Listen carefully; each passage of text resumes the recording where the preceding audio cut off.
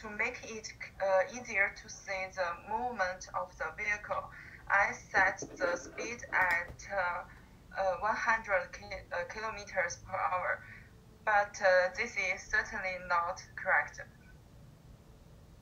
And this is the second case. Oh, it's still the first case.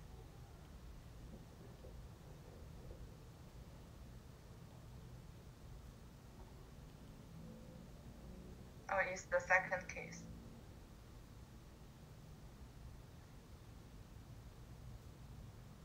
The vehicle chose to take the second way.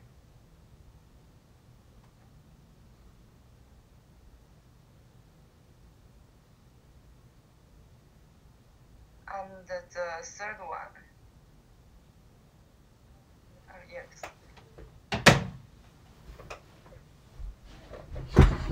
Three different rules. Let's see the next video.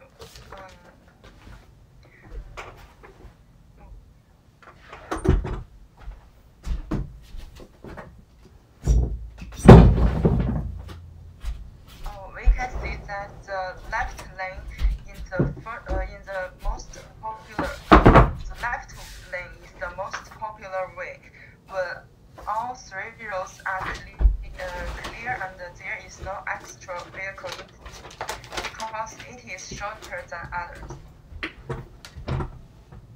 Okay, we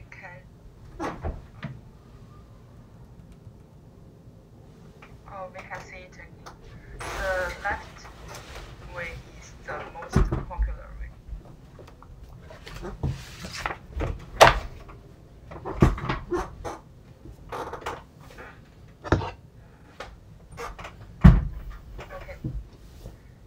Next, I added extra vehicle input on different roads and added path selection. Data are the ADT of all traffic rules in Los Angeles in 2016. It's from the website Los Angeles Almanac.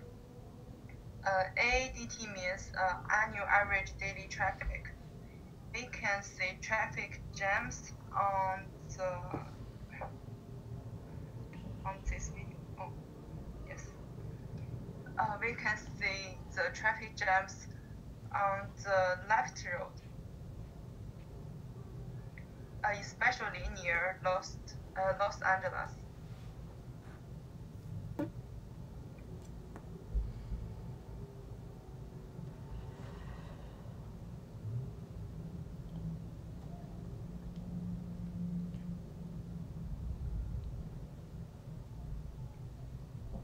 The simulation took place about 30 times, and we finally got the following conclusion. In the morning and the evening peak hour, the rightmost route can save a lot of time, although it's the fastest, but it's the best choice. At other times, the leftmost route is the best one because it's nearest. Our project is dynamic traffic assignment. It can provide drivers with optimal routes, and real-time traffic conditions are important factors affecting route selection. By the way, we did not have any traffic engineering-related professional background before, and encountered a lot of difficulties. Thanks to professor and classmates for help. Okay, welcome to ask question. Thank you. Interesting work here. When I look at this conclusion, come up with the finding about better routes in the morning, during peak hours versus off-peak hours. Considering your case study, why do you think the morning peak is better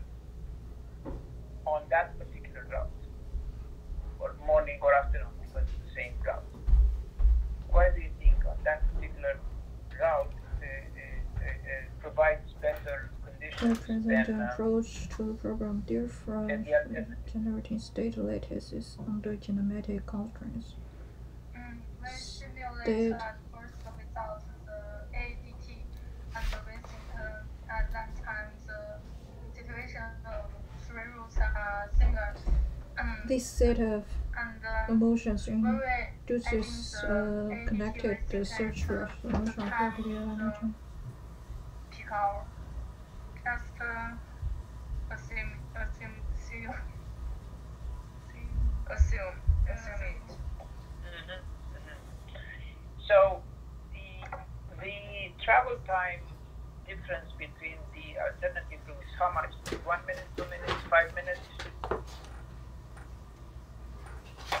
I see here 33, 35, 34. This is the actual travel time, or it's only Google? Only Google. But in your case, what was the morning or the afternoon peak? Overfitting is a model error that could accompany the positive fit limited time and duration to for overly complex model. How much is the difference? I didn't see it in any of the presentations here. Is there? Didn't put any data here.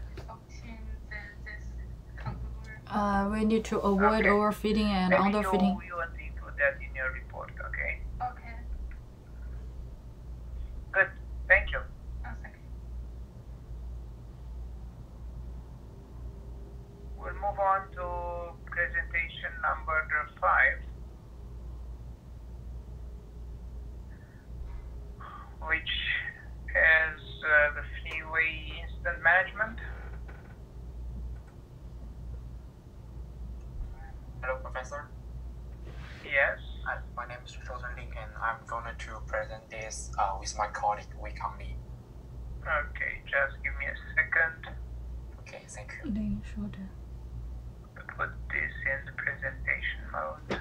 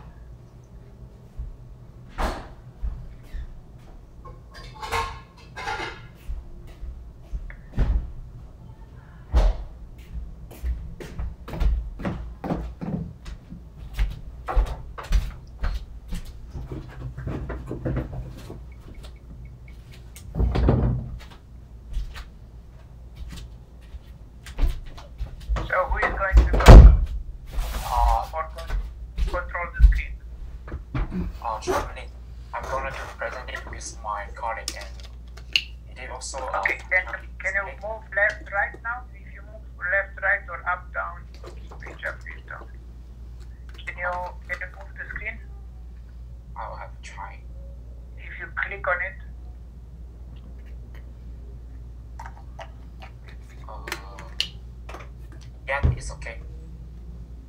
I don't know if you do it or I do it. I only tried. I'll try it again. Okay. Can you use the keyboard? Keyboard? Yes.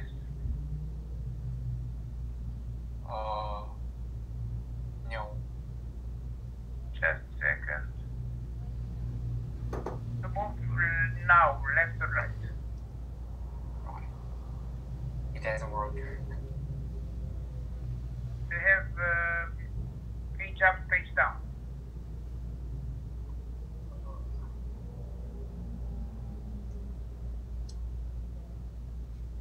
It works, right? If you do page up, page down, it works? Try. Okay, let me do this. It doesn't work. Sorry about that. It will work. How about now?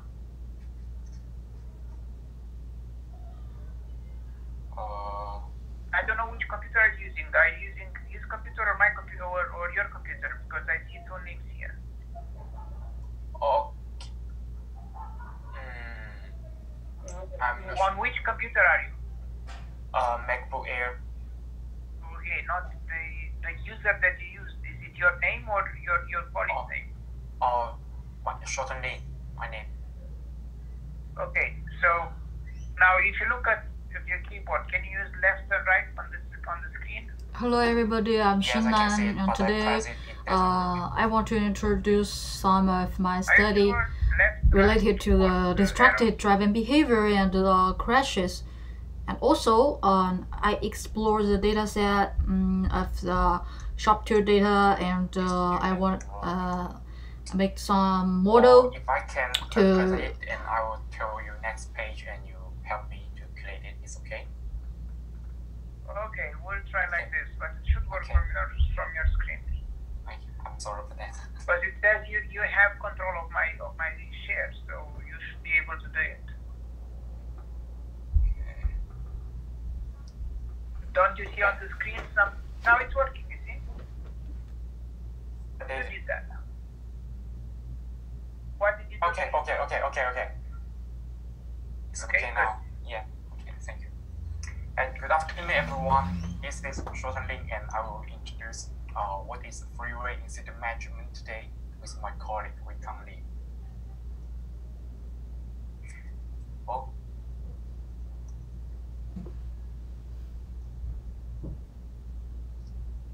here is table of content. Just focus on the following section. You can have a quick look. First, I will introduce what is freeway incident management and why we need freeway incident management.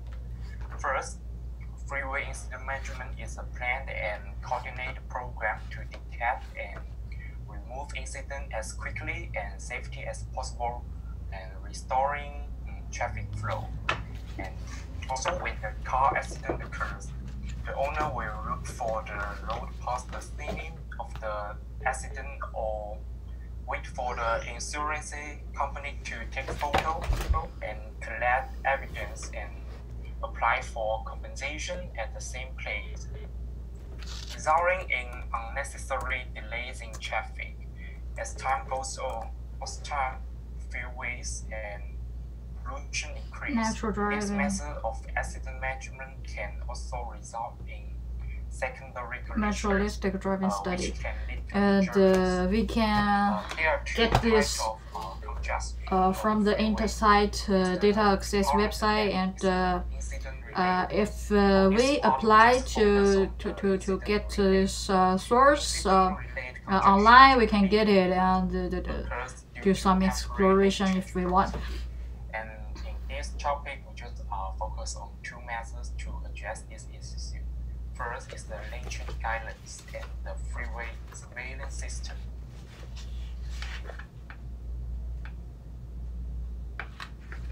Well, I can move the slide, Professor. Oh, you okay? In most cities, incident-related delays account for 50% to 60% of total congestion delay. But in smaller urban areas, it can account for a large proportion. According to relevant research, just because of accidents, there will be waste millions of liters of fuel each year. This figure explains that percentage of freeway capacity available under these conditions. Also, the impact of the accident or unexpected work area activities on highways capacity is much greater than the actual impact of accident on road space. And you can see that the shoulder disablement and the shoulder accident, the figure is more proof to 1.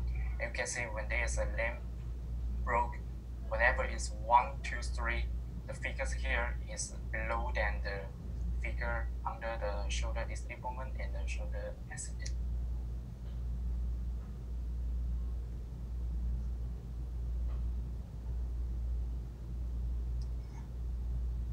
Next problem, surveillance system technique, and in this part we just focus on the surveillance technique can display the real-time images of the entire highway and it should be automatically detected once they happen, and other elements of the incident should be recorded: time, location, and time.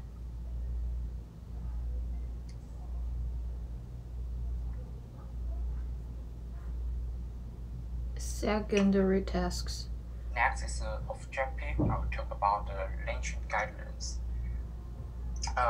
Secondary tasks. The lynching guidelines. If there is a traffic accident ahead, the traffic management center sends road condition information and instruction to all vehicles passing the control point. Through the distribution of traffic volume, the full load operation of a single lane can be reduced.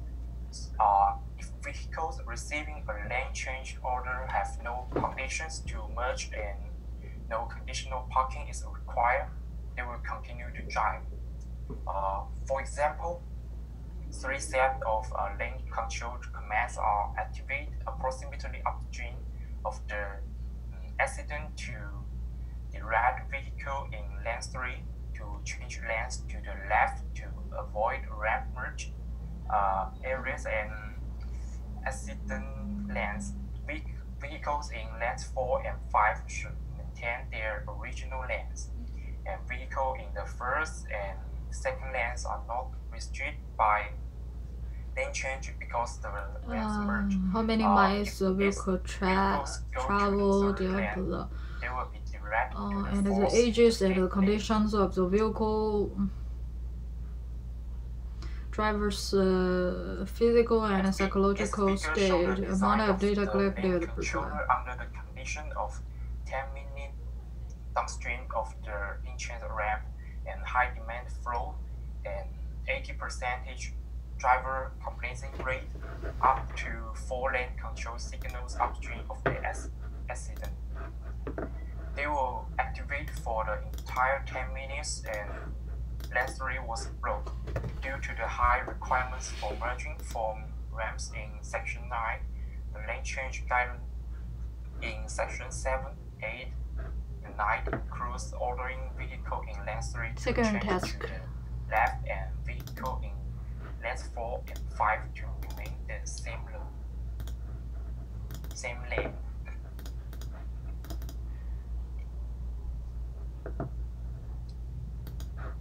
Yeah, this is the simulation result, first one. In this part, it shows the 2 performance indicators of the above controller compared with the case without event and control. When there are no accident and no vehicles and need to stop, the accident caused an average of 0.35. You can see the figure there, height flow under the number of stop per vehicle and with accident and without lynching guidance. The lynching guidance controller reduced the number of stops by 22%. The measurement of the behavior taken before intervention on the baseline data is important because it allows the team to compare the behavior before and after implementation of the behavior plan to determine the before intervention are working. Maintaining a relative consistent average speed. In the case of short-term lane blocking, Average the data most entry. driver disobey, the controller will pay a bad pedal this way. You can see How to this calculate figure. Some baseline? figure is Baseline bigger data. than 0. Baseline data is a Someone set is of minus. information of employed to compare data acquired afterwards. It serves as a foundation of most research And projects. this is, What is baseline data? Baseline data is it's related to the before and after study. After improvement or accident was happened, we need to compare before compare the data before this accident happened. So we need the baseline data as a total number and the number of stop and the average speed is advantage of that. Therefore, it can be inferred that if the traffic jam So it is a basis for comparison with the subsequent acquired data. road section at the event location or event be complete broke. And next, my colleague will do the next presentation.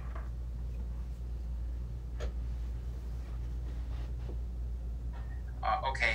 On the other hand, the freeway surveillance system also plays an important role in freeway incident management, and it can be divided into two different sections: monitoring and detecting. For monitoring,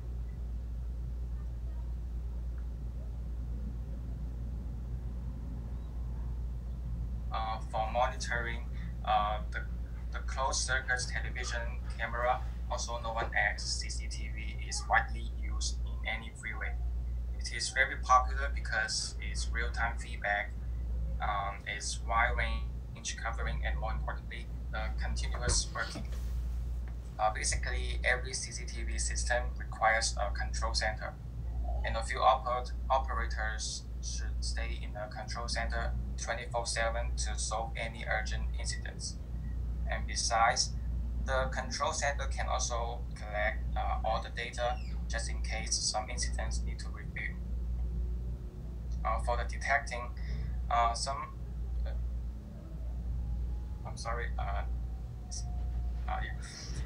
the detecting, some techniques such as the ABI and the radar detection are used in freeway.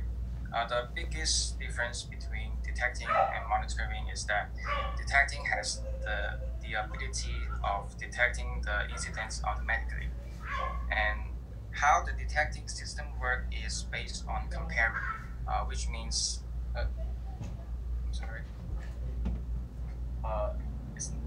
it's based on comparing, which means for example, the radar system has already saved the regular model of the traffic states, and if the real traffic state don't match with the saved one, the radar system will release the signal.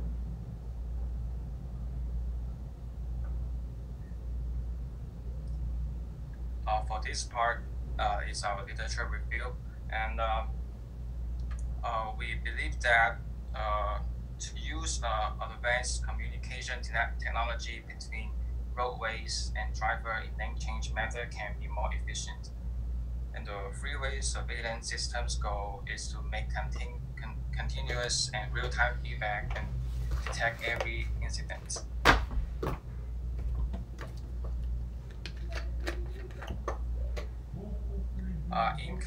In conclusion, the lane change guidance system can reduce the number of vehicle stops, and if the incident takes a very long time, lane change method may have a negative effects.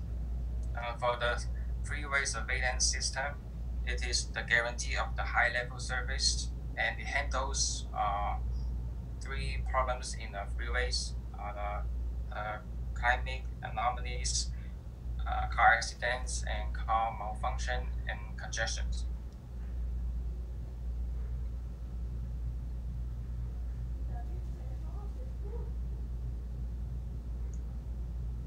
The next page. Okay. In the future, there are a few things should be pay attention to.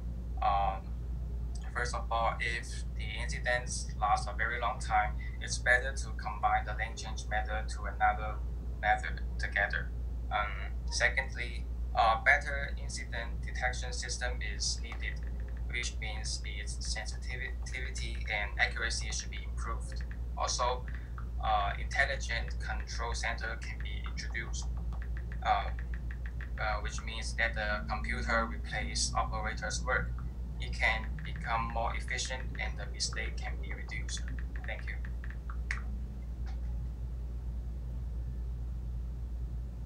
Okay, thank you. I have a quick question.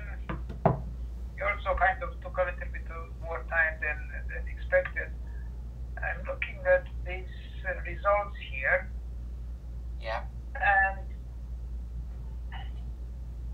it's a little bit difficult for me to understand why you considered low flow 1600 Yeah. versus high flow 1800. I'm not sure exactly what are the units and why you have a comma after 1600 and what's 100 after that. At first, you can see, we just want to know when there's a high flow and 80% completion rate here, you can see the average speed here, 66, now 96 is higher than the 95. And when you come to the low flow, it just cannot equal to the 100. But you see, look at this. You have low flow 1600. What does this mean? Saturation flow is the vehicle on the main road, and 100 mean the rate merging metering. Okay. Yeah. But RAM metering? Did you do any RAM metering here? Yes, on ramp. I thought you were thinking the detection. So did you analyze this? Yes, this is just a simulation one. Okay. We'll consider. What Yes. did you use for simulation? Because I failed to find some relative result in Canada, so I do some research and find some research about the simulation of the lane guidance. So I use this result. Okay, but you are saying that low flow is 1600 and high flow 1800. Isn't this a small gap between the two to classify them as one small and one high? What is the medium flow? Is it 1700? It's a bit. They are too close to consider low and high. Okay. That's one thing. The other thing is definitely this value here, number of stops per vehicle. Yeah. Okay, 0.03 versus 0.3. What does that mean? Mean that when there is a accident and without lane change guidance, the vehicle need 0.35. Just number of stop per vehicle needs 0.35 to stop. Why is it relevant? How can I use this information? Number of stops. How can I use it? I think we don't need to use this. I just need to compare this value with the other one. I just want to show that lane change guidance is useful for the highway management. To me, what it looks like is they're both very small. Are they less than one? Does it mean one stop per vehicle is going to give an indication of something? I want to clarify this. I hope in your report you put more details, more information about this conclusion of your paper about the results. Okay, I think this is what I would do. Okay. Okay. Thank you, Professor. Okay, let's move on to the next paper.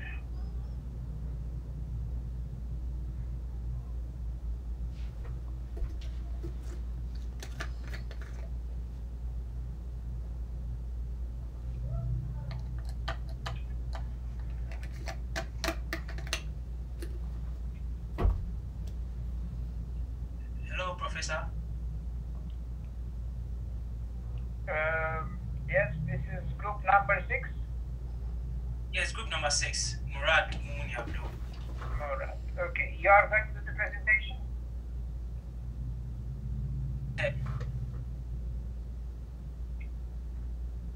Are you going to do the presentation? Okay, I cannot hear you. You have either a poor connection or... Yes, I have a laptop. It's on speaker here, a laptop. Okay, you have a laptop. Okay. Let's see, maybe it's going to be you working.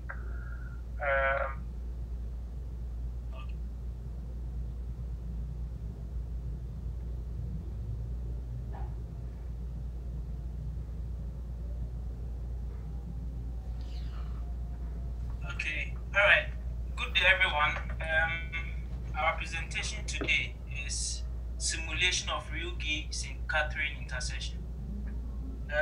me and my colleagues Rabi and Ahmed Sef, we carried out this project.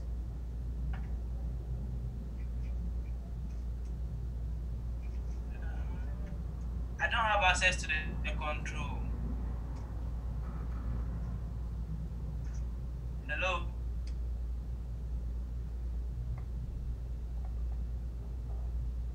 Hi, Professor.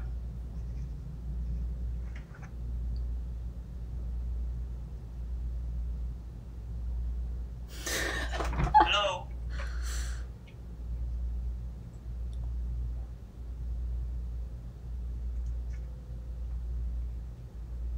Okay, so the table of content, we are going to talk about we'll go through the introduction, literature review, study location, data collection, methodology, resume results, and then we shall talk about the conclusion and the references. Okay, so according to CEMM, the Metropolitan de Montreal, it has been estimated that the number of cars in Montreal have been increasing at 6.8%. So it means that the number of cars in Montreal have increased more than the human population. So this is putting a significant amount of stress on the roads in Montreal. So the aim of this study was to determine the performance of the Rio St. Catherine intersection, which is in the downtown area of Montreal and in close proximity to Concordia University.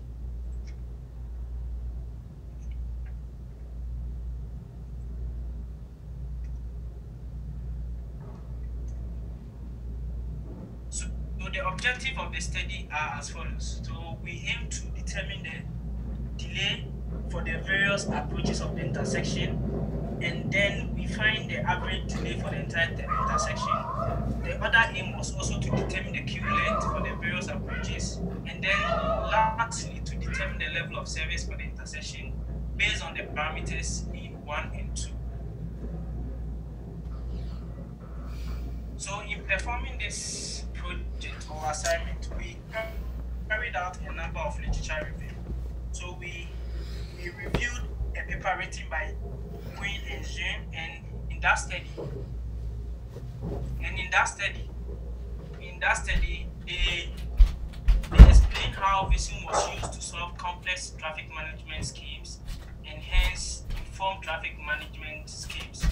And we also reviewed a paper by Lee and Zink, and it described how to be able to obtain various traffic flow parameters from Visum, which includes vehicle delay, saturation flows, congestion, pedestrian movement, and what have you. We also reviewed a paper by Michael B. Hunter and Richard, and the aim of the paper was to obtain real-time roadway data, and in the paper they modeled 8 conditions, out of which 4 were uncongested and 4 were also congested flows, and they concluded that there were improvements in uncongested conditions. We also reviewed a paper by Mohammed and Robert, and in their paper the main aim or objective of the assignment was to model pedestrian analysis.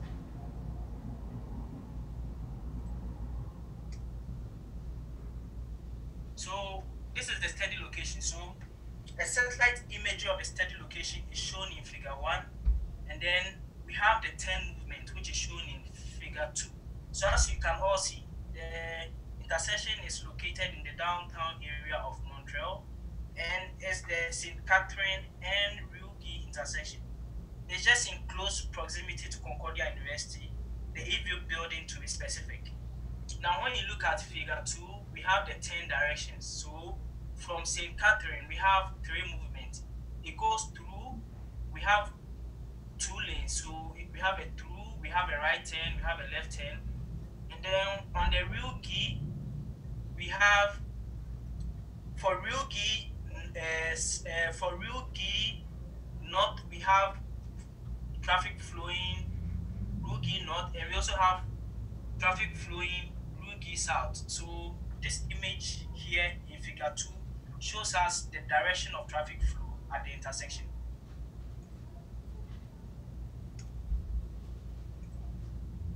So we conduct So to obtain data for the VSIM analysis, we carried out two types of surveys. So there was the road condition survey and the traffic survey. So for the road condition survey, what we did was to go to site, and with the help of satellite imagery, we got data such as the road weight, we got number of lanes, we also got pedestrian crossway, we got bicycle lanes, and we also got a cycle lane. And then we also carried out traffic survey. Now, traffic survey was conducted for 5 days between the peak period of 4 to 6, and then we also conducted traffic survey for 2 days for the morning peak of 7 to 9. Now, the reason why we conducted the morning peak for 7 to 9 was that during the first 2 days, we realized that the traffic in the morning was so low compared to the evening or afternoon peak. So we decided that since we are going to use the peak volume for the analysis, we decided to ignore the morning peak and carry on with the evening or afternoon peak. So the 5 days was for the entire 4 to 6 peak. And then the traffic data was obtained by taking a video recording of the intersection. So it was a video recording we undertook, and then we used a software known as Data Sky to obtain the traffic volumes.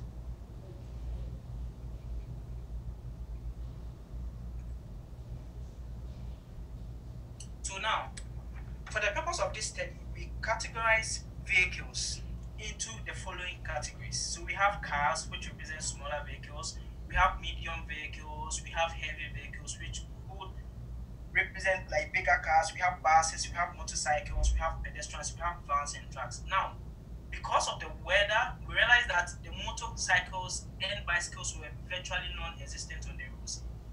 But the most predominant vehicles on the road were cars, and then occasionally we had few buses plying the road.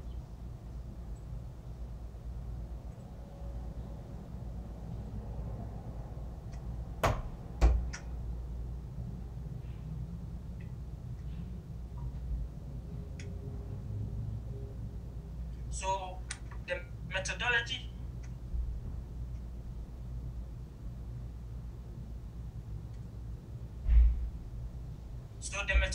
for carrying out the assignment is outlined below. So we use the VSIM software to carry out the analysis. So we use the geometric data obtained from the field, such as the road, the lane width, the signal times, the bicycle lane, and what have you.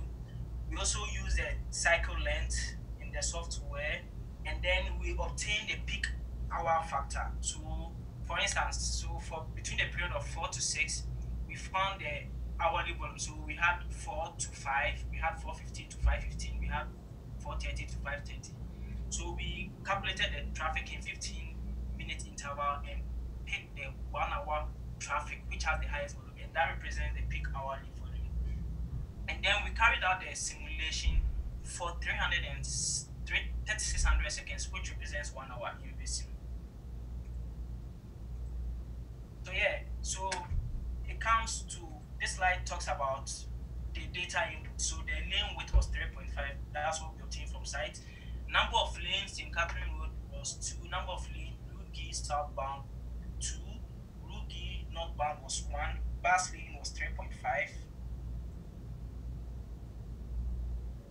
And then we have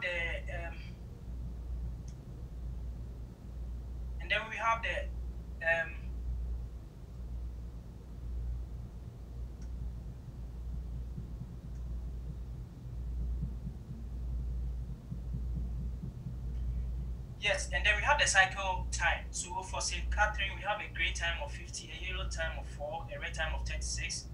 And then Rugi, we have a grey time of 44, yellow time of 4, and a red time of 42 seconds. And then this diagram here shows us the peak hourly volume we obtained after analyzing our traffic data. So we realize that from St. Catherine, the volume going to is 70. We have the volume going to the right 10, which represent Rugi north is 36. We have volume going to the left 10, which represent Rugi south is 116.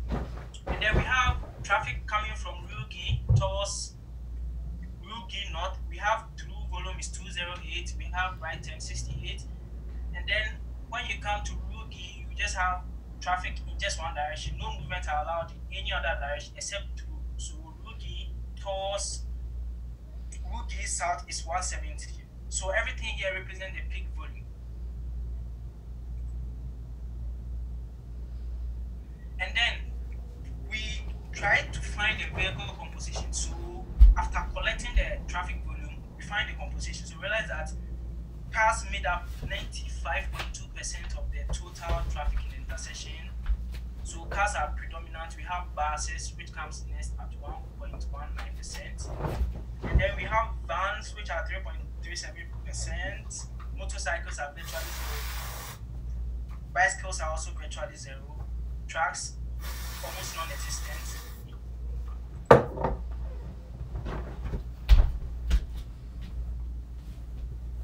And then this is just a demonstration of our simulation. So we modeled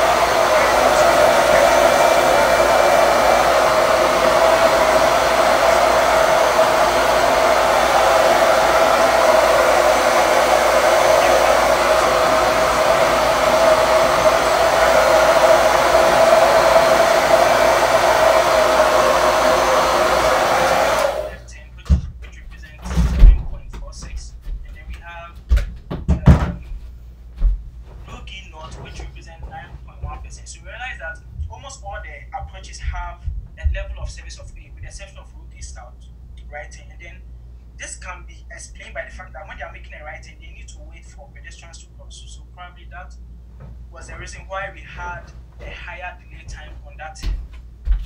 And then you come to the queue length. Now realize that for real visa, we had a queue length of 5.4, and then the maximum queue length of that stretch was 43.95.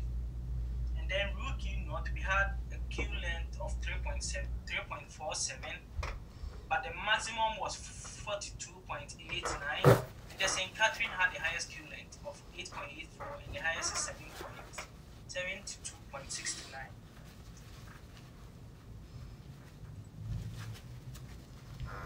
So based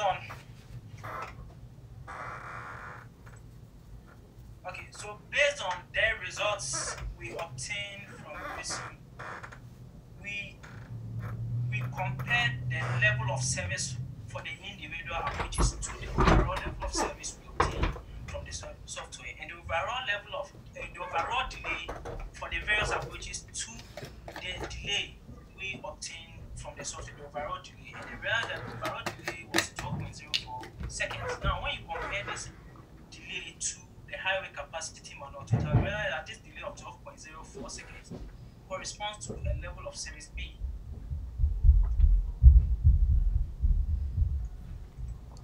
So based on the level of service B for an intersection is satisfactory. Level of service B generally represents free flow conditions.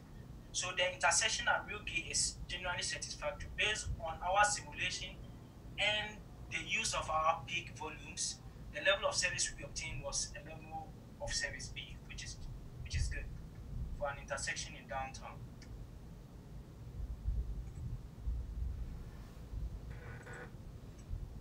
And then this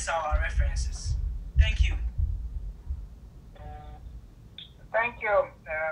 Okay, interesting work here. I appreciate it. I know the trouble you had to collect the data, and what I'm curious to find out here, you kind of exceeded the time. It's been 15 minutes now.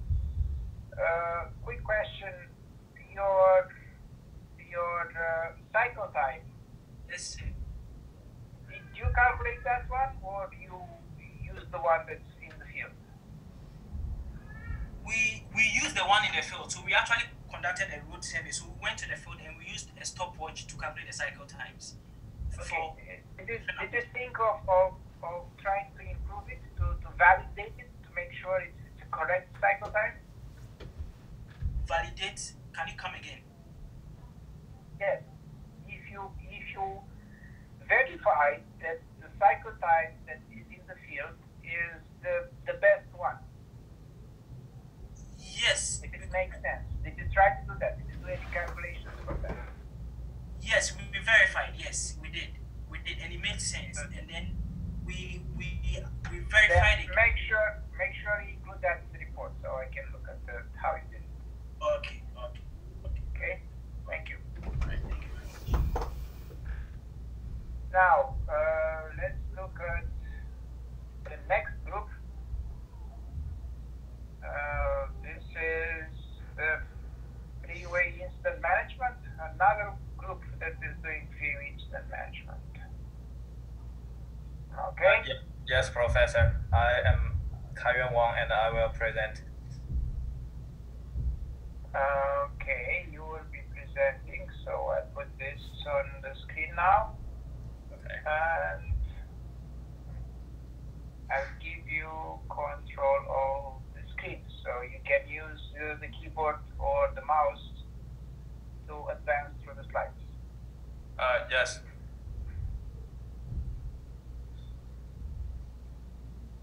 Okay. You're going too fast. It's slide 5-9. Oh yeah.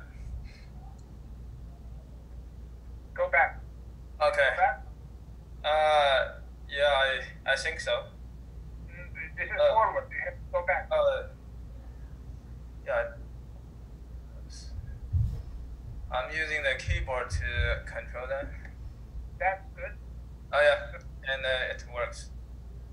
Yeah. Good. Okay. Hello everyone. This is Group 7, and me, Kaiyuan Wang, and my group mate Chu Yuchen will present for you guys today. And our topic is freeway incident management and the analysis of incident detection algorithms. An incident on the freeway could be disabled vehicles on the road, or could be a serve crash on freeway, which caused hours of delay. Since Quebec has one of the longest freeway network among Canada, the freeway incident management is vital for us. Congestion does not only harm our time, but also cause loss on economy. With an effective freeway incident management is the key to reduce the congestion and to reduce the economy loss. From the handbook of traffic incident management by U.S. Federal Highway Administration, the freeway incident management systems have these 7 processes, and all of them are vital for us. Our objective in this project is to analyze the automatic incident detection systems, which is related to the first topic.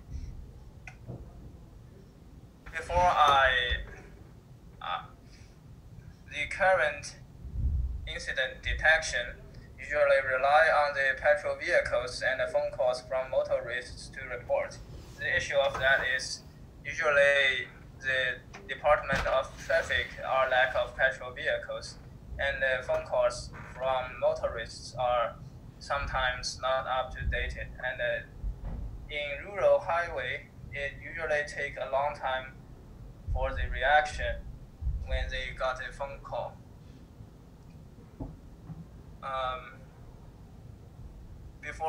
before we analyze different algorithms of incident detection systems, I'd like to compare three possible solutions to reduce the detection time. The first solution is to add a freeway service patrol. The benefit of this program is it is cost effective, and the detection rate is 100% because they use a patroller to visualize the incident. However, the drawback is very obvious. It's affected by the weather condition, and the efficiency really depends on the actual vehicle numbers. Another possible solution is to put investigation technology such as drones. It reduces the detection time because of the larger. However, the biggest issue of this technology is the weather condition. Most of the drones cannot operate in the rainy and snowy weathers. And the last one is where focus, the automatic incident detection systems. They are computer program based, and they are less dependent upon manpower, and they are hardly affected by weather condition. The drawback of it is the cost is usually expensive, and most of the systems need a long time to debug, and they still have a chance to get a false alarm. This chart shows identical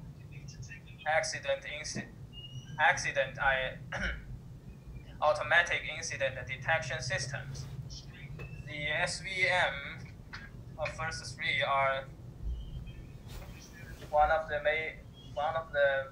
most popular systems, and you can see the SVML and SVMQ are the models in the early time. They only have detection rate of 78 and 79% with around 3.6% of false alarm rate. The biggest drawback of these systems are it takes over 10 minutes for the mean time to detection. The SVMP, which is the latest model, and it is researched to have 91.3 detection rate with only 0.13 false alarm rate. And also the mean time to detection reduced to 4 minutes. The PLSR, sorry for interruption, but I think Murad is muted. We have background voice from Murad. Yes, that's right. That's not me.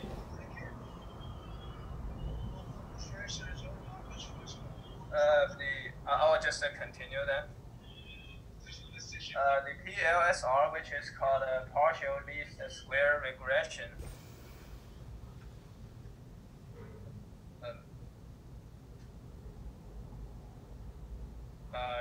Excuse me? Yes? This is not our slide, I think. This is not our Professor? slide, Professor. Okay, just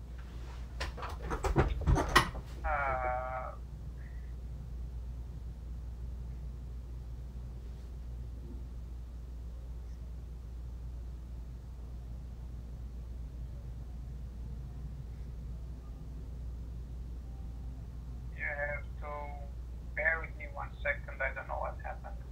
Okay.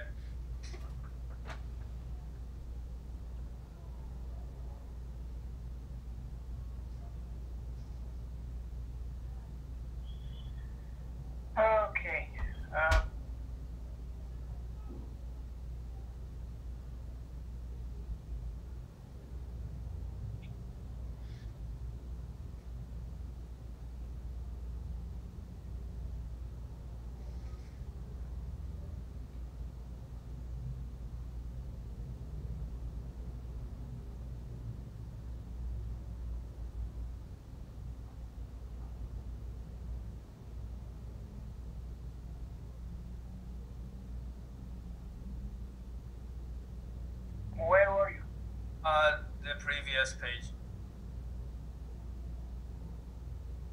Yes, this page.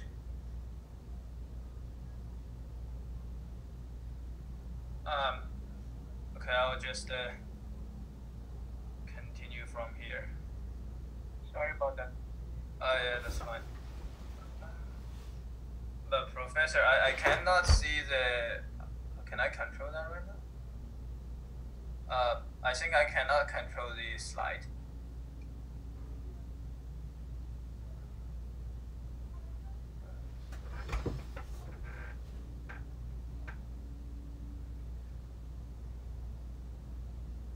Okay, now I can. Yeah, to begin with analyzing these different automatic incident detection systems, I'd like to first explain what does those factors mean. Detection rate is DR, the false alarm rate is FAR, and the MTTD means the mean time to detection. The SVM models, which is called a support vector machine, were first used to detect incident on highways in 2003. The beginning two models, SVML and SVMQ, are the models in the early times. They have detection rate of 78.6 and 79.8%, with false alarm rate over 3.5%, and their mean time to detection is over, both of them are over 12 minutes. The SVMP, which is the latest model, and the detection rate increased to 91.3%, and the false alarm rate is only 0.1%. The mean time to detect decreased to 4.5 minutes. PLSR, particle least squares regression, is a tool for modeling relations between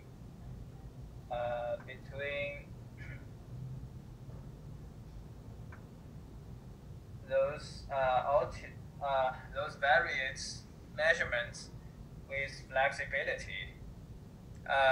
With the proportion of 55.56%, the PLSR could reach the detection rate of 94.67%. However, the false alarm rate increased to 5.02%, and the mean time to detect decreased to 1.6 minutes. Those two, CPNN and FDNN, are actually based on the artificial intelligence models. The NN means neural network, and the F means fuzzy. Fuzzy and the neural network are two most popular artificial intelligence topics on the research papers right now. And the CPNN means constructive probabilistic neural network. It's based on the mixture of Gaussian model, and it's trained by dynamic decay adjustment algorithm. The CPNN has slight higher detection rate with much less false alarm rate. However, the mean time to detection is 7.68 minutes. The FDNN is the latest developed system, and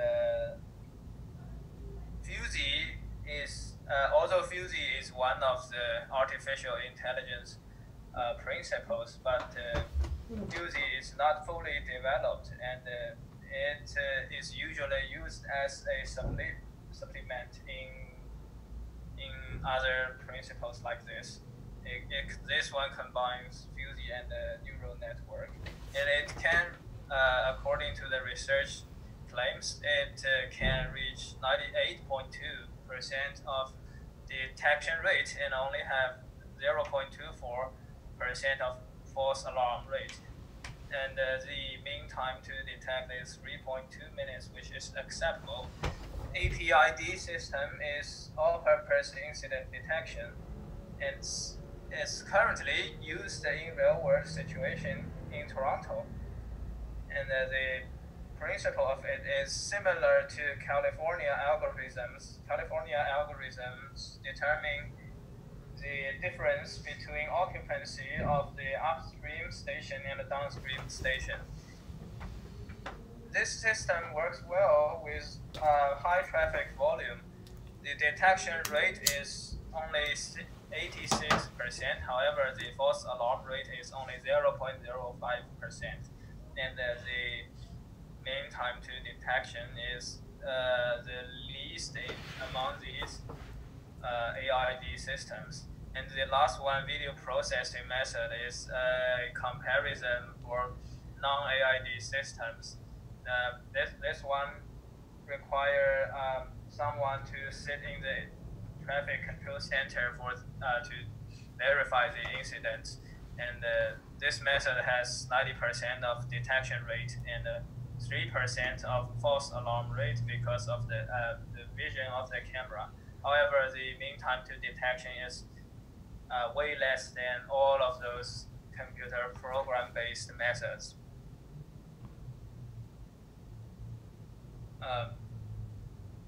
Here are some facts of these AID systems. The APID is the only real-world use system in the figure amount, and there are some other systems in the real-world use right now, but their detection rate is not very reliable, so I didn't put them on the screen. However, although those other systems are only tested in the lab, the AI-based algorithms such as CPNN and FDNN shows a balanced performance with very high detection rate, low false alarm rate, and acceptable mean time to detection. And the video processing detection method is my comparison here. It has way less mean time to detection, which is very disappointed. And for the long-term development of the AID systems, I think the research should focus on the higher detection rate and lower false alarm rate and less mean time to detection. Mean time to detection. Because unless the mean time to detection is less than manpower, the advantage of these systems will not exist. And also, the researchers should perform more real-world tests, because all of the systems in the previous slides, like SVM and PLSR and even CPNN and FDNN, are based on the same data sets in California.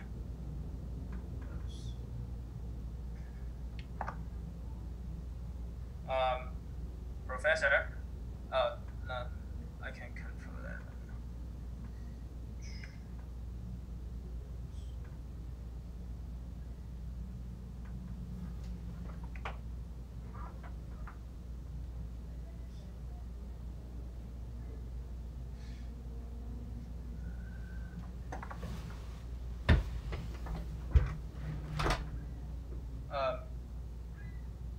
Can everyone hear me?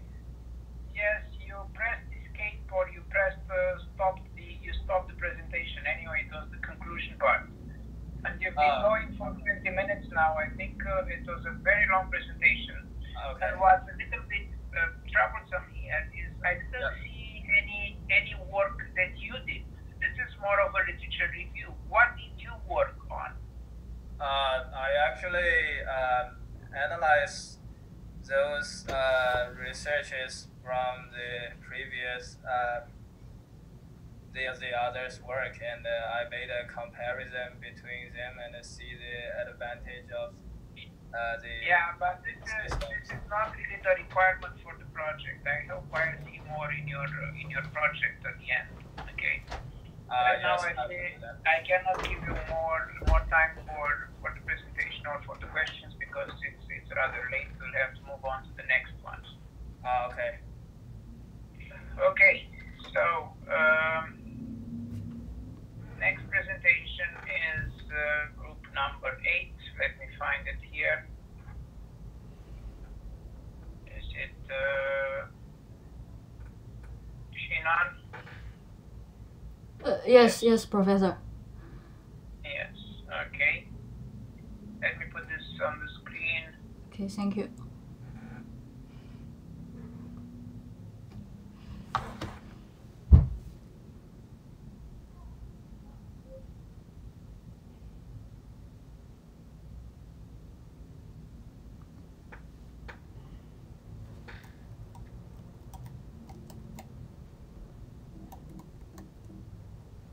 Okay, now you have control.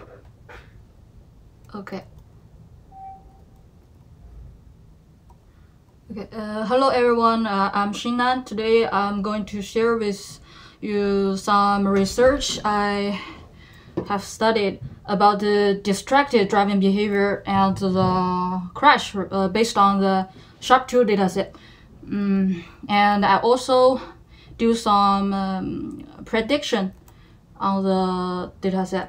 So why I choose this study is because I really want to know if there has any relationship between the distracted driving behavior and crash. For example, if sorry. Yes, this is what I want to know. For example, under certain condition, if a driver Jim, his gender is a female, and this driver is 45 years old, and his location is in downtown in his car, and while he's driving, he's texting using his mobile phone, and the light condition is daylight and the surface condition is wet, and so on. Under that certain condition, can we conclude this driver will have accident or will have another type of accident? So this is what I want to study. And the material we have is SHARP2 dataset, and this dataset is from American, and this is a very big naturalistic driving dataset, and many researchers use this dataset to explore some useful informations. And to begin with, I use this dataset to do some exploration to see if the condition, I guess, has some relationship between the distracted driving behavior. And if the answer is yes, so I will do some prediction using this condition. So let's talk about the challenge we face, because this type of question is a classification problem. So the method we can use is very specific, and this means we should use some algorithm to classification the different condition and jump to the conclusion. And based on the data set we have, we need to do some data cleaning, because the SHARP2 data set is very big and it's very complex. It includes some data that is unuseful for our study, such as the ID of the vehicle, ID of the drivers, and some police reported sentences that are useless. So we need to do some data cleaning, and after that we do some data processing to see if there has any relationship between the data we have and the crash incident. This and also I built a model to predict this. Also, at the last, I compare the accuracy measurement of this study. So let's jump into the data exploration. Here's some results from my study. This pie chart we can see in this screen. We can see the crash data set. It's 9% out of the total events, and it's really a big proportion. So it's very important that traffic safety we need to concern, and also the thing we interested is distracted driving behavior. So I do some data processing and to see if how many percent of driver are using their phones, and in the left picture we can see many distracted categories, such as using their cell phones and talkings and singings, and or other external distractions. And these are the categories of the distracted behaviors. And the right chart we can see is the crash. So our aim is to study the crash-related events.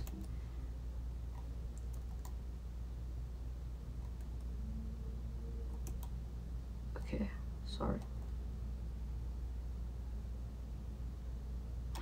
Yes, this figure 4 tells us the crash-related events. During these events, how much users are distracted by categories, and I only focus on the cell phone related distractions. So we can see the orange bar chart in the left. And here are some cell phone related distracted behaviors during the events. And we can see the cell phone using and texting is very high value compared with other categories. And the right chart, this box chart, also tells us that the reaction time when user using their cell phone and texting is very different, because this box chart told us that the medium reaction time is a little bit above 2 seconds, and the least time is about 0.5, and the largest time is reached to the near 3 seconds. It's ranged very differently. And then I explore some reason why this reaction time is so different, and I see the serenity and the surface condition. Maybe these factors are related to the crash, or related to the cell phone using when a driver is driving. So I draw this box chart, and we can see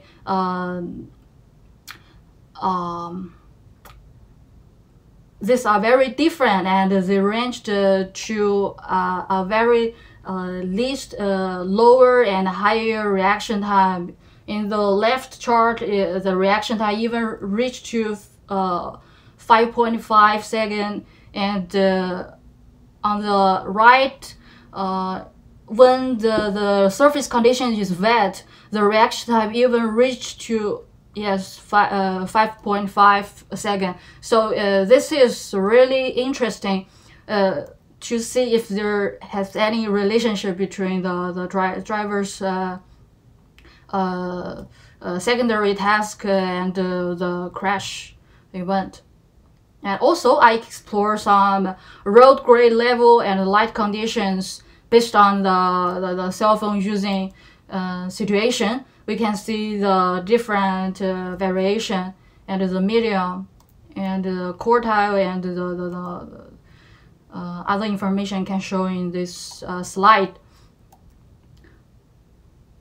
I guess there might have some relationship between this condition and let's jump into the modeling and the prediction. And so how can we predict crash based on these categories? The method I choose is supervised learning. This method is belong to a deep learning. Because at first I think the dataset we have is SHARP2 dataset, and this dataset is very huge, and the amount of data piece reached 17,000, and compared with other algorithms, the deep learning methods are very capable and very accuracy when dealing with this kind of data set and have very high accuracy. So I choose the supervised learning. Why supervised learning? Because these are classification problem, and the data set, SHARP data set, has very large categories, and and also these categories are labeled, so that's why I choose supervised learning. And the method, the tool I use is Python and PyTorch. PyTorch is a library for machine learning, and the core of this model is neural networks. So let's look at the preparation. At first, we need to classify what categories we are interested in. So I choose categories that we analyzed before, such as the surface condition and the light condition and other categories. And when we specify the input data and the output data is the accident value. Yes, this is the output, and during this process we need to split the dataset to test dataset and the training dataset. This is because we want to evaluate our accuracy of our model. So I split it with 0.8 and 0.2 respectively with test dataset and training dataset. And let's jump into the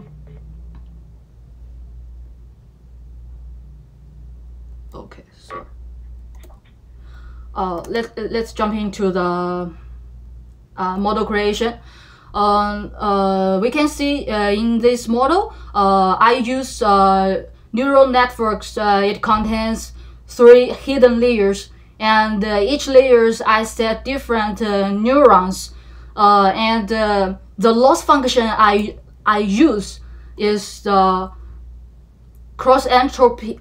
The loss function I use is cross entropy loss, and the optimizer I use is adder. And we can also use other method to calculate our loss and use different optimizer to make our loss very small. And also I specify the epochs. Is 300 based on different tests, because this epoch is very suitable for our model. Otherwise the model will overfit or underfit. And this is a model training, and at last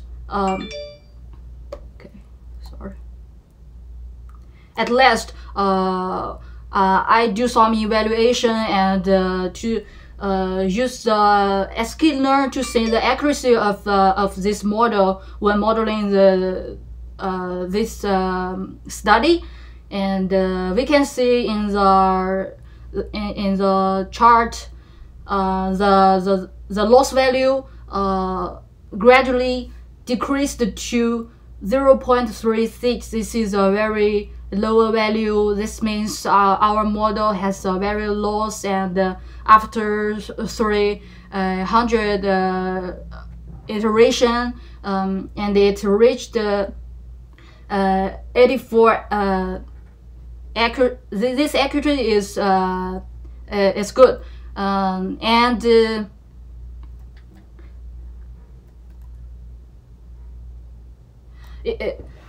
during this process, if we want to do better in the future, I have some ideas how can we change in our model.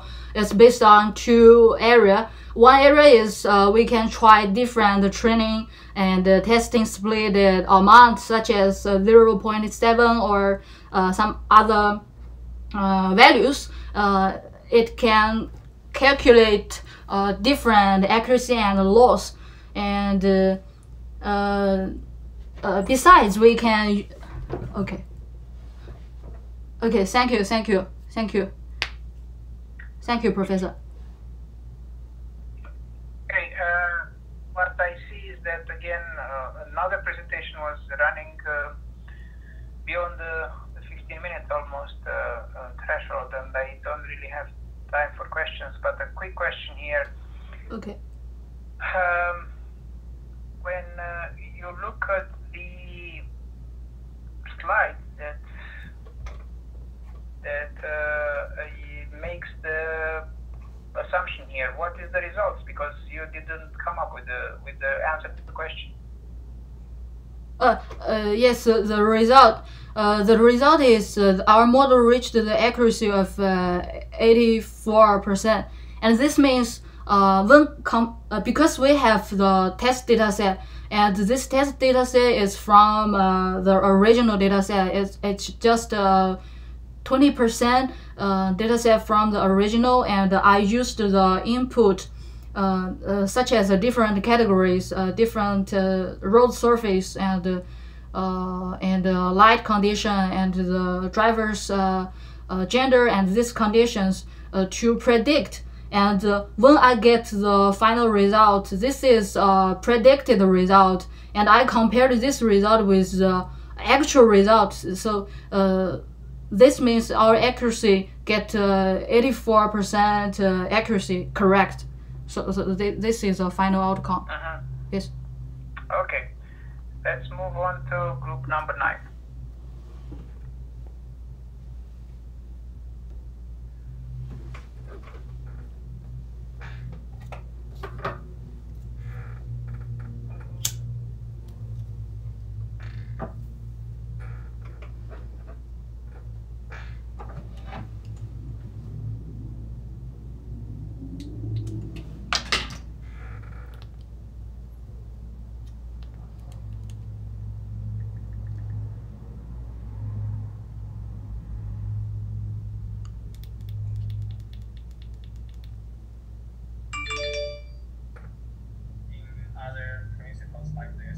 Hello, Professor.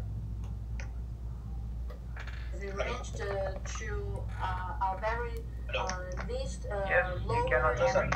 Yeah, me and my other two colleagues are going to present the presentation. Oh, you are presenting together.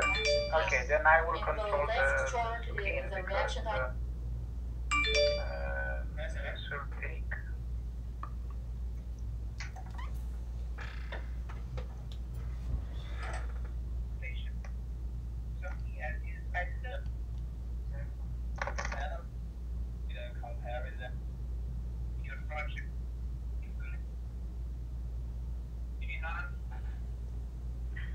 Yes, Professor. Please try to stick to the 10 minutes presentation as I mentioned. Okay, you can proceed. I have control. Okay. Studied about the distracted driving behavior and the crash based on the SHARP 2 dataset. You can start now, I think. And I also do some prediction Anybody can hear on me? the dataset. So why I choose this study Well, is because I really want to know if there has any relationship between the distracted driving behavior and crash. For example, if sorry. Yeah, it's a course concept. Yes, this is what I want to know. For example, under certain condition, if driver Jim, his gender is a female, and this driver is 45 years old, and his location is in downtown in his car. And while he's driving, he's texting using his mobile phone, and the light condition is daylight and surface condition is wet, and so on. Under that certain condition, can we conclude this driver will have an accident or will have another type of accident? So this is what I want to study. And the material we have is SHARP2 dataset, and this dataset is from American, and this is a very big naturalistic driving dataset, and many researchers use this dataset to explore some useful information. And to begin with, I use this dataset to do some exploration to see if the condition, I guess, has some relationship between the distracted driving behavior. And if the answer is yes, so I will do some prediction using this condition. So let's talk about the challenge we face, because this type of question is a classification problem. So the method we can use is very specific, and this means we should use some algorithm to classification the different condition and jump to the conclusion. And based on the data set we have, we need to do some data cleaning, because the SHARP2 data set is very big and it's very complex. It includes some data that is unuseful for our study, such as the ID of the vehicle, ID of the drivers, and some police reported sentences that are useless. So we need to do some data cleaning, and after that we do some data processing to see if there has any relationship between the data we have and the crash incident. And this and also I built a model to predict this. Also, at the last, I compare the accuracy measurement of this study. So let's jump into the data exploration. Here is some results from my study. This pie chart we can see in this screen. We can see the crash data set. It's 9% out of the total events, and it's really a big proportion.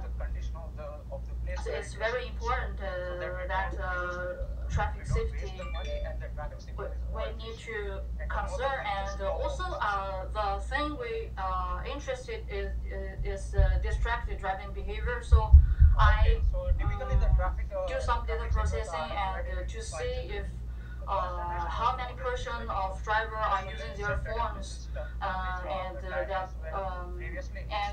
the left picture we can see many distracted categories, such as using their cell phones and talkings and singings, and or other external distractions. And these are the categories of the distracted behavior. And the right chart, we can see crash. So our aim is to study the crash-related events. The example of second generation are scat and scoot, and the example of third generation are fetch and load.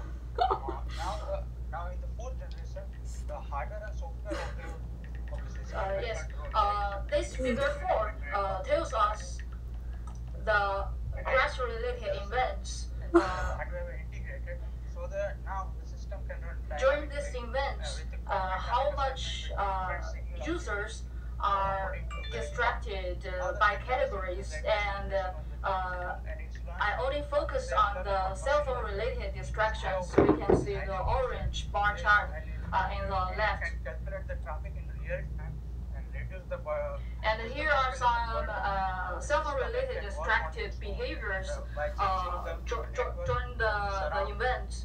And we can see the cell phone using and texting is very high value compared with other categories. And the right chart, this box chart, also tells us that the reaction time when user using their cell phone and texting is very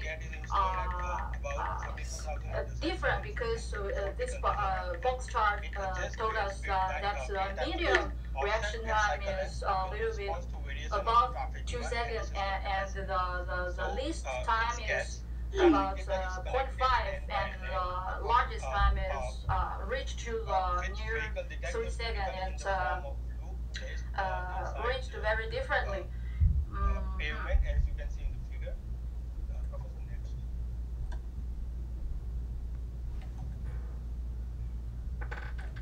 So SCAT controls in 3 levels: the local level, regional level, and central level. And then I explore some reason why this reaction time is so different, and I see the serenity and the surface condition. Maybe these factors are related to the crash, or related to the cell phone using when a driver is driving. So I draw this box chart, and we can see the system recognize the trend of the traffic. Signal controller. These are very different, and they ranged to a very least lower and higher reaction time. In the left chart, the reaction time even reached to 5.5 seconds, and on the right, when the surface condition is wet, the reaction time even reached to 5.5 seconds. So this is really interesting to see if there has any relationship between the driver's secondary task and the crash event. And also, I explore some road grade level and light conditions based on the cell phone using situation. We can see the different variation and the medium and the quartile and the other information I can show in this slide. I guess there might have some relationship between these conditions, and let's jump into the modeling and the prediction. And so, how can we predict crash based on these categories? The method I choose is supervised learning. This method is belong to a deep learning.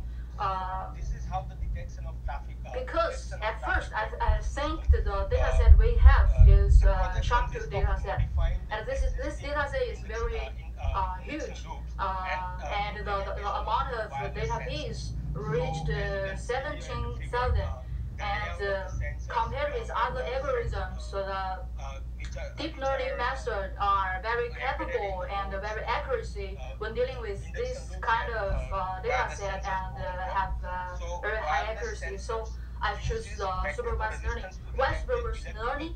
Because these are classification problem, and the data set, SHA-2 data set, has very large categories, and So and also these categories are labeled. So that's why I choose supervised learning. And the method, the tool I use is Python and PyTorch. PyTorch is a library for machine learning, and the core of this model is neural networks. So let's look at the preparation. At first, we need to classify what categories we are interested in. So I choose categories that we analyzed before, such as the surface condition and the light condition and other categories. And when we specify the input data and the output data is the accident value. Yes, this is the output. And during this process, we need to split the dataset to test dataset and the training dataset. This is because we want to evaluate our accuracy of our model. So I split it with 0.8 and 0.2 respectively with test dataset and training dataset. And let's jump into the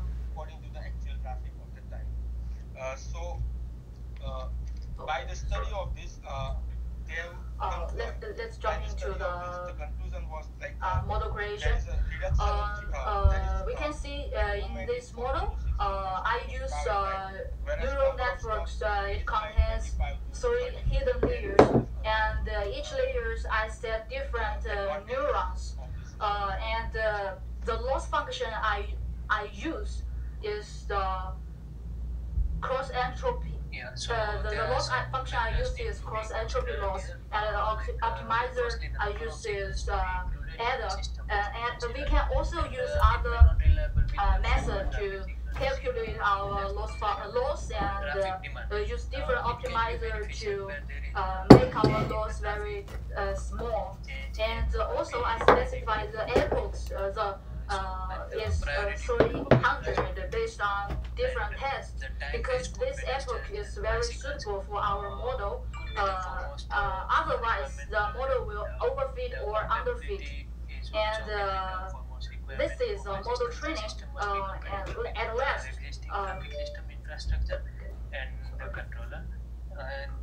last, I do some evaluation and to use sklearn to see the accuracy of this model when modeling this study. And we can see in the chart the loss value gradually decreased to 0.36. This is a very lower value. This means our model has a very loss, and after 100 iteration, and it reached 84. This accuracy is good.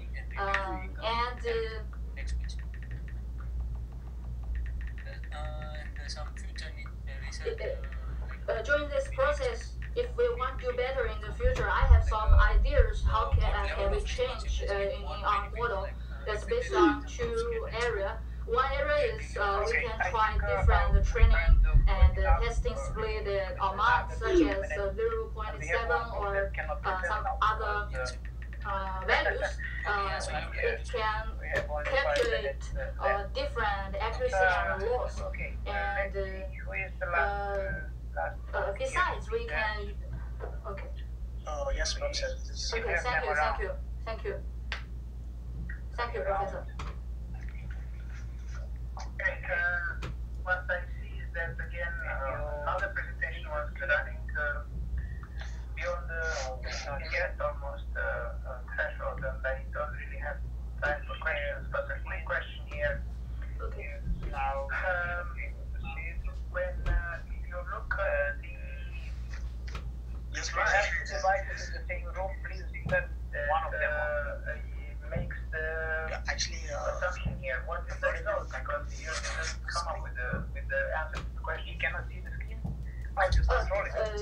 the result is our model reached the accuracy of 84%, and this means because we have the test data set, and this test data set is from the original data set. It's just 20% data set from the original, and I used the input such as different categories, different road surface and light condition and the driver's gender and these conditions to predict. And when I get the final result, this is predicted result, and I compared this result with the actual result. So this means our accuracy gets 84% accuracy correct. So this is the final outcome. Okay. Let's move on. We can't control the screen actually. We're not able to move to the next slide. What device do you have? The cell phone. You have a cell phone. That's right. You cannot do your exam on the cell phone. I want to make sure this is clear for everybody. You need a computer. Make sure you have a computer. Because on Moodle it will be very difficult to do the exam with the cell phone. Is it clear for everybody? I hope so. So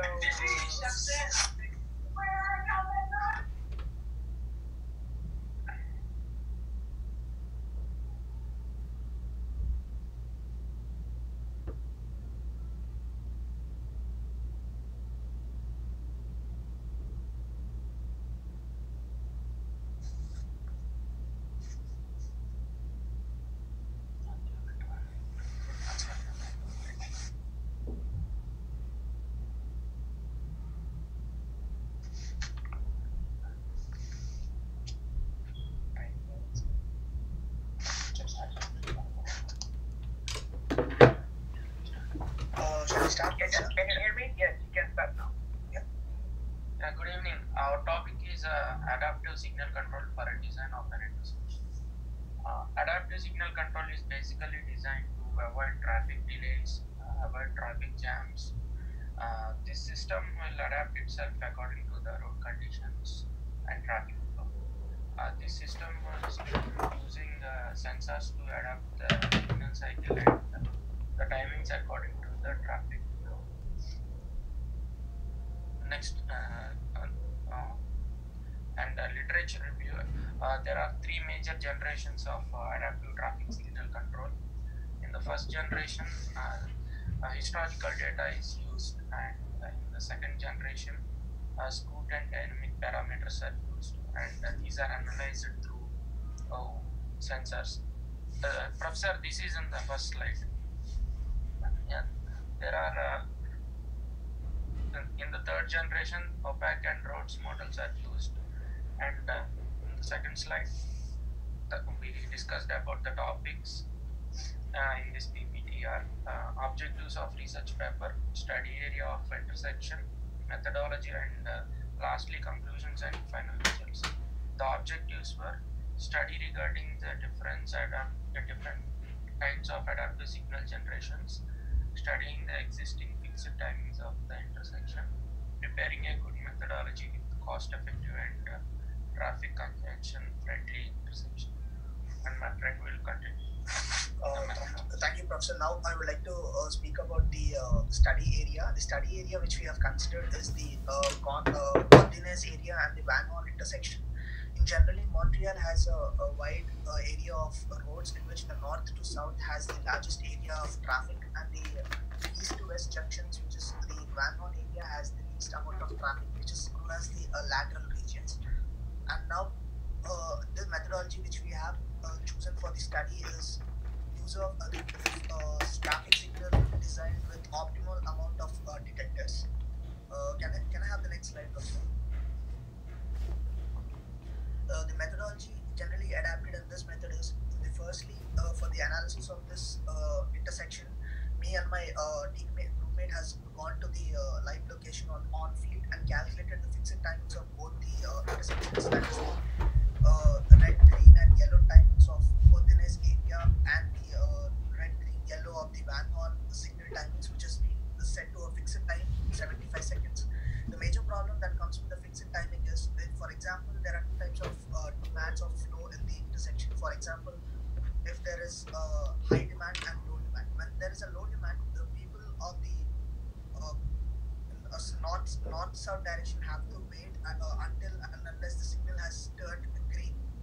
but there is no traffic in the west and east signal direction. So this methodology can be useful for calculation and reduction of the cycle timing, so that the next there is no delay and there is no congestion or clogging of the vehicles in that road.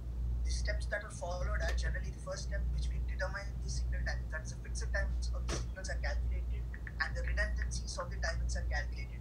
The redundancies of the timings are nothing but the overlapping or the intersection of the timings between both the junctions where delay occurs. So first step, we need to calculate the A minimum value of that with respect to the green redundancy and the red redundancy. And then in the step 2, with the help of the redundancies which we have, we reduce the amount of delay in the fixed timing cycle. And then in the step 3, we do adjustments to the signal in phase 1 and phase 2. And in 4, using the second signal cycle length, we adjust the next cycle, and the process goes on. With the help of the redundancies, detectors are located at different locations, so that it calculates the amount of redundancies. So on a total, first we calculate the original signal timing, then we calculate and adjust the opposite phase, and then readjust the existing phase with the help of the previous calculations. Professor, can you go on to the next slide?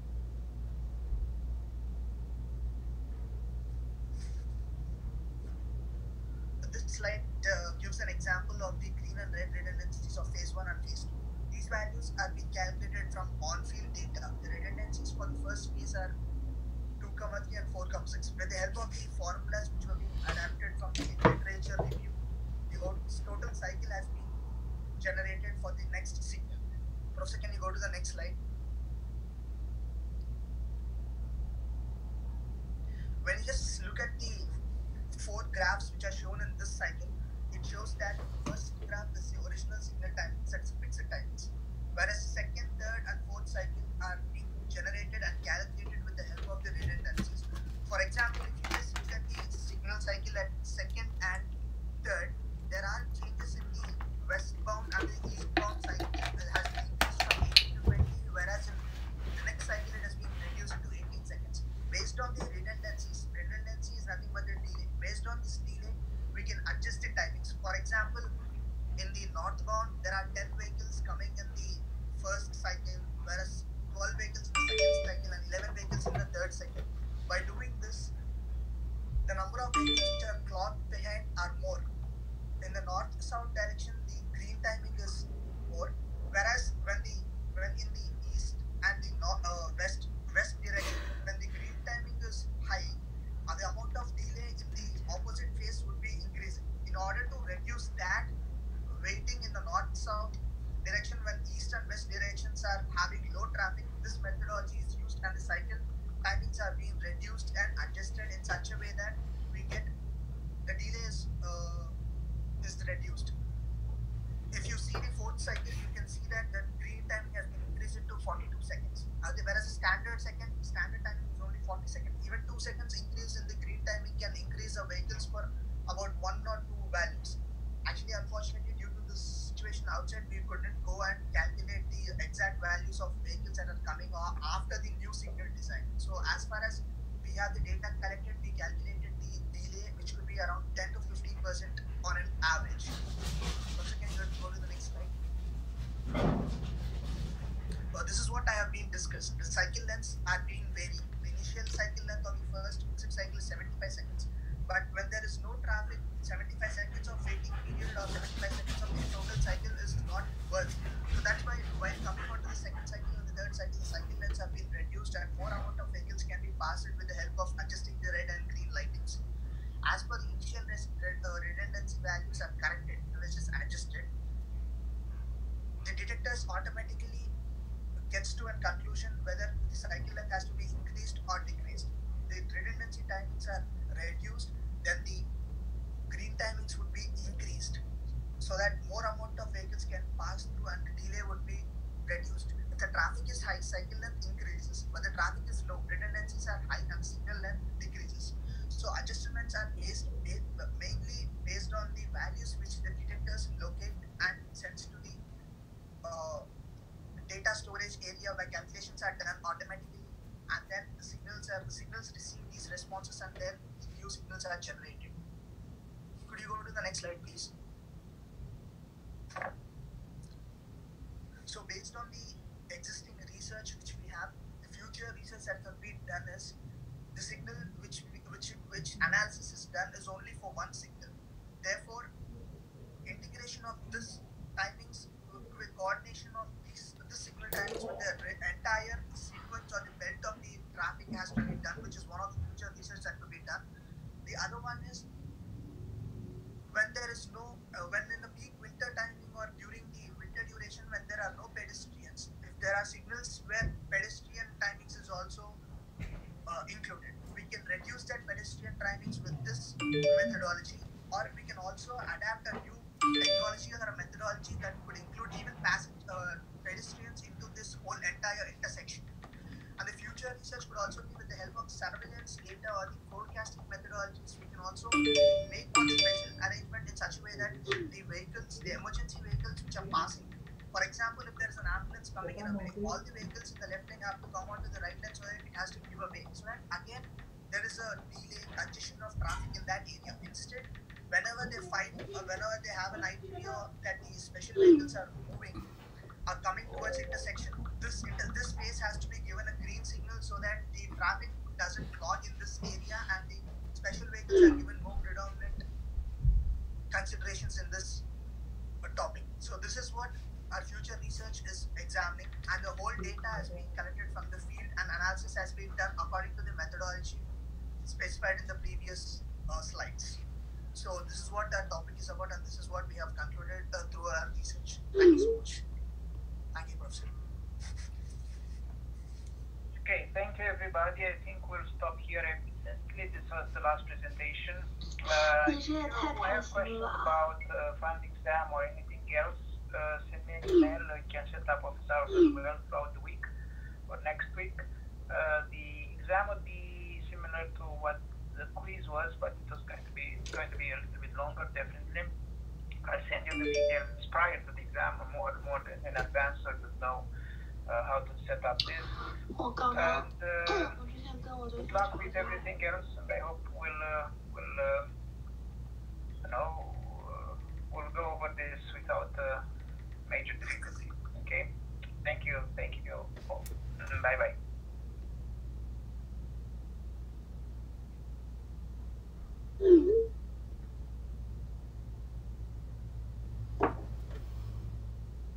真的假的？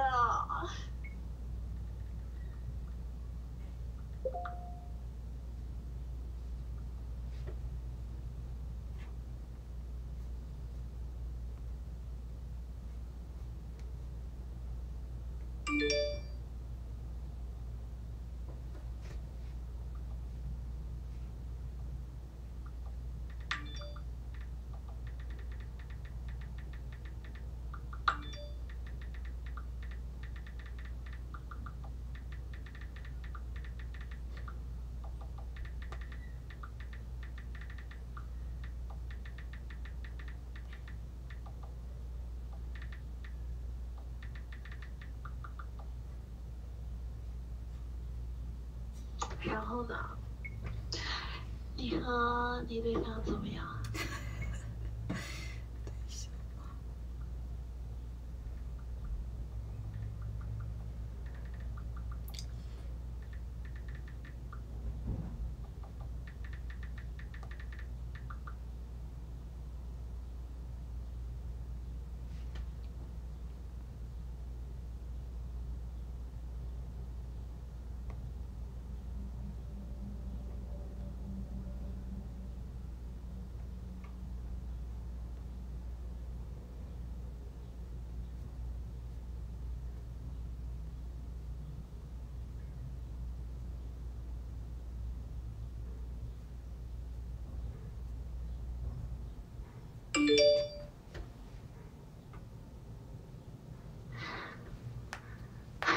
我今天都想无数次分手了。